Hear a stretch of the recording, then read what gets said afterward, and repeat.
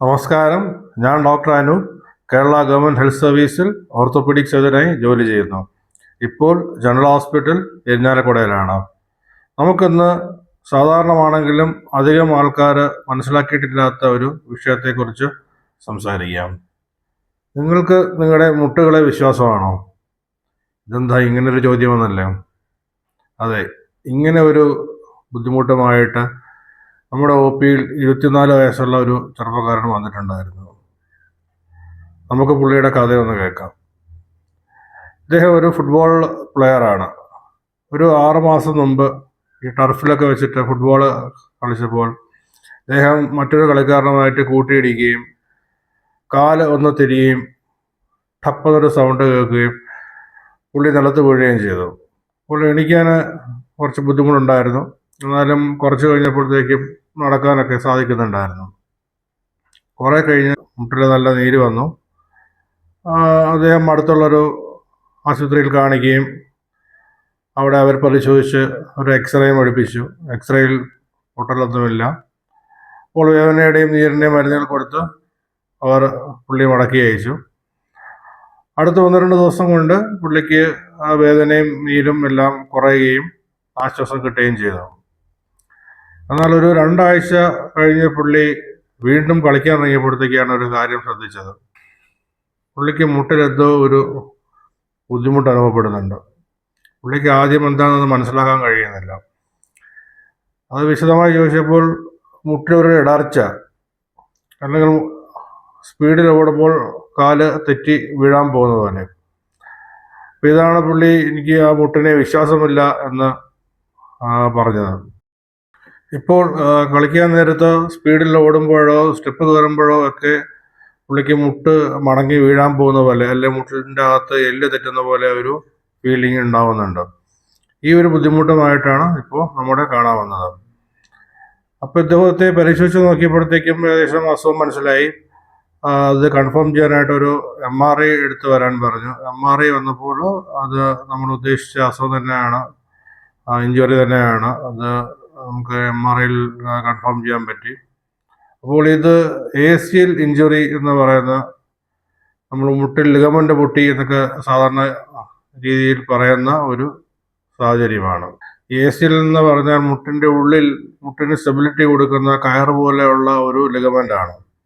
Anterior cruciate ligament എന്ന് പറയും. ഇത് മുകളിൽ ഫീമറിനെയും താഴെ ടിബിയയും തമ്മിൽ ബന്ധിപ്പിക്കുന്ന ഒരു ലിഗമെൻ്റാണ്.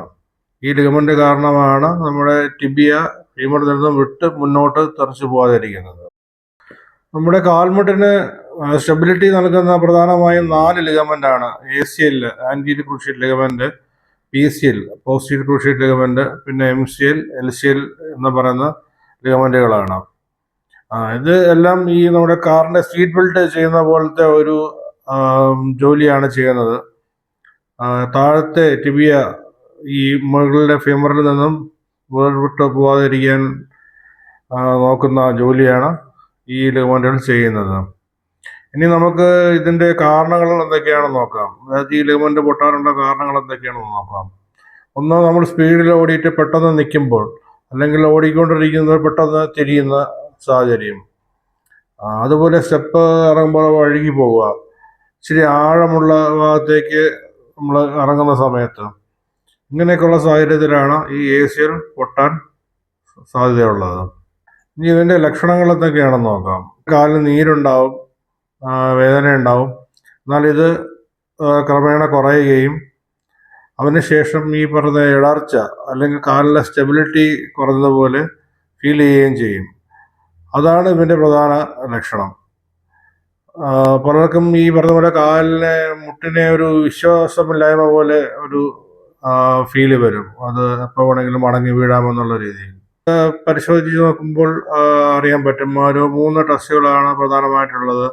നമ്മൾ ടിബിയ ഫ്രണ്ടിലോട്ട് വലിച്ചു നോക്കുന്ന ആൻറ്റീരിയർ ഡ്രോയർ ടെസ്റ്റ്, ലാക്മാൻ ടെസ്റ്റ്, അതുപോലെ ഇതിന് റൊട്ടേറ്ററി സ്റ്റെബിലിറ്റി കൂടി ഈ ACL മുട്ടിന് നൽകുന്നതാണ്. അത് നോക്കുന്ന പിവോട്ട് ഷിഫ്റ്റ് ടെസ്റ്റ്. ഈ ടെസ്റ്റുകളൊക്കെ ചെയ്യുമ്പോൾ നമുക്ക് ഏകദേശം ACL പൊട്ടിയിട്ടുണ്ടോ എന്ന് മനസ്സിലാവും. പിന്നെ ഇത് എക്സ്റേയിൽ AC-യിൽ കാണാൻ പറ്റത്തില്ല. നമ്മൾ എക്സ്റേ എടുക്കുന്നത് പൊട്ടൽ വല്ലതും അതിൻ്റെ കൂട്ടത്തിൽ ഉണ്ടായിട്ടുണ്ടോ എന്ന് അറിയാൻ വേണ്ടിയിട്ടാണ്. ഇത് കൃത്യമായിട്ട് ഡയഗ്നോസ് ചെയ്യണമെങ്കിൽ MRI വേണം. MRIയിലാണ് ഇത് വ്യക്തമായി കാണാൻ പറ്റുന്നത്. ഇനി നമുക്ക് ഇതിൻ്റെ ചികിത്സയിലേക്ക് വരാം. അതിനു മുമ്പ് ഇത് ഒരു സീരിയസ് ആയ ഒരു ഇഞ്ചുറി ആണോ? എന്താണ് ഇതിൻ്റെ ദോഷങ്ങൾ എന്ന് നമുക്ക് നോക്കാം.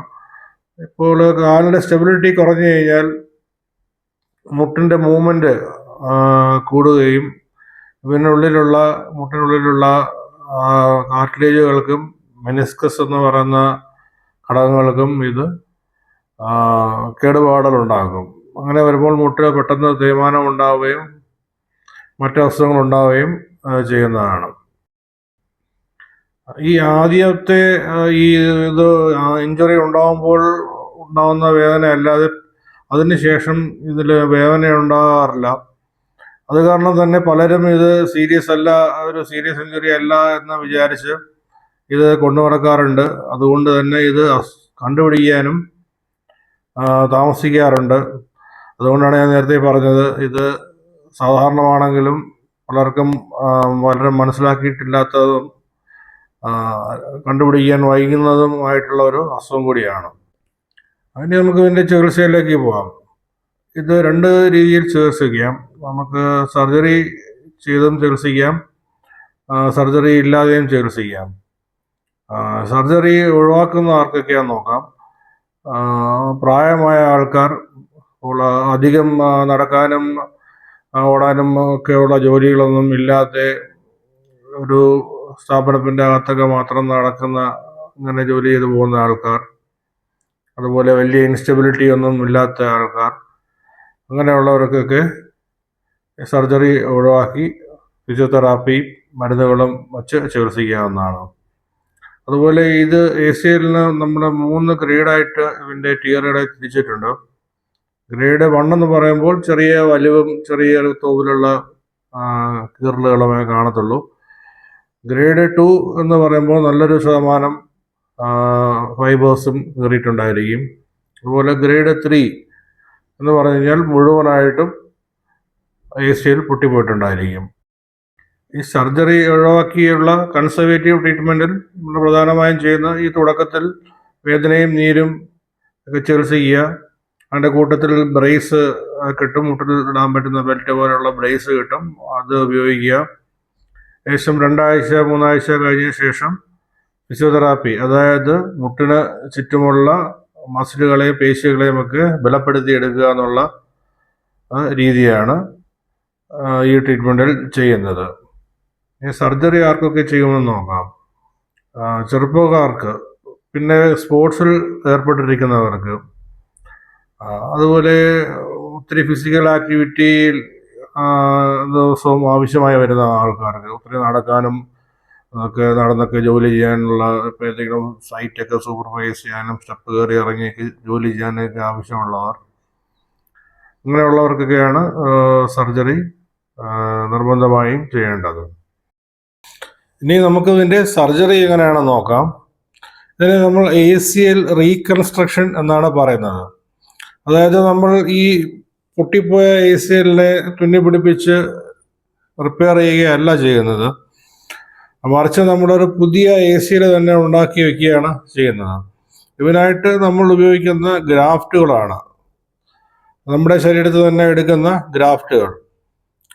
സാധാരണമായി എടുക്കുന്ന നമ്മുടെ തുടയുടെ ഉൾഭാഗത്തുള്ള ഹാംസ്ട്രിങ് മസിലിൻ്റെ വള്ളികൾ, സെമിറ്റെൻഡിനസ് ഗ്രേസിലിസ് എന്ന് പറയുന്ന മസിലിൻ്റെ വള്ളികൾ, പിന്നെ പട്ലാർ ടെൻഡൻ ഗ്രാഫ്റ്റ്, അതായത് നമ്മുടെ ഈ ചിരട്ട അത് ടിബിയിലോട്ട് പോകുന്ന ഭാഗം, അതിൻ്റെ ഇടയ്ക്കുന്നൊരു വള്ളി പോലെ ഭാഗം എടുക്കുക.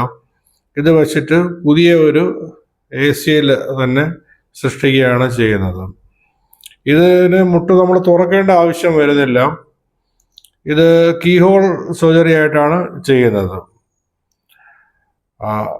അതുപോലെ സർജറി പോലെ തന്നെ പ്രധാനമാണ് ഇതിൻ്റെ റീഹാബിലിറ്റേഷൻ പ്രോട്ടോക്കോളും. അതായത് സർജറി ചെയ്ത ഉടനെ നമുക്ക് പൂർവ്വസ്ഥിതിയിലേക്ക് പോകാൻ പറ്റത്തില്ല. നമ്മൾ ഗ്രാജുവലായിട്ട് റീഹാബിലിറ്റേഷനിലൂടെയാണ് നമ്മുടെ പഴയ സ്ഥിതിയിലേക്ക് എത്തുന്നത്. സ്പോർട്സിലും മറ്റും ഏർപ്പെടുന്നവരൊക്കെ 6 മാസം തൊട്ട് 9 മാസം വരെ സമയം എടുത്തേക്കാം ഈ പഴയ സ്ഥിതിയിലേക്ക് എത്താൻ വേണ്ടിയിട്ട്. ഏകദേശം 1 മാസമൊക്കെ ആകുമ്പോൾ നമുക്ക് സാധാരണ പോലെ നടന്ന് തുടങ്ങാം. അതിനുശേഷം നമുക്ക് ഈ തുടയുടെ ചുറ്റുമുള്ള മസിലുകളും പേശികളും ഒക്കെ ബലപ്പെടുത്തി എടുക്കേണ്ട ആവശ്യം കൂടിയുണ്ട്. അപ്പോൾ അവന് കൃത്യമായ ഒരു റീഹാബിലിറ്റേഷൻ പ്രോട്ടോകോൾ ഉണ്ട്. അത് സർജറി പോലെ തന്നെ വളരെ പ്രധാനമാണ് നമുക്ക് ഫൈനൽ റിസൾട്ട് നന്നായി കിട്ടാൻ വേണ്ടിയിട്ട്. ഇനി ഈ ACL ഇഞ്ചുറീസൊക്കെ ഒഴിവാക്കാൻ എന്താണ് നമ്മൾ ശ്രദ്ധിക്കേണ്ടത്?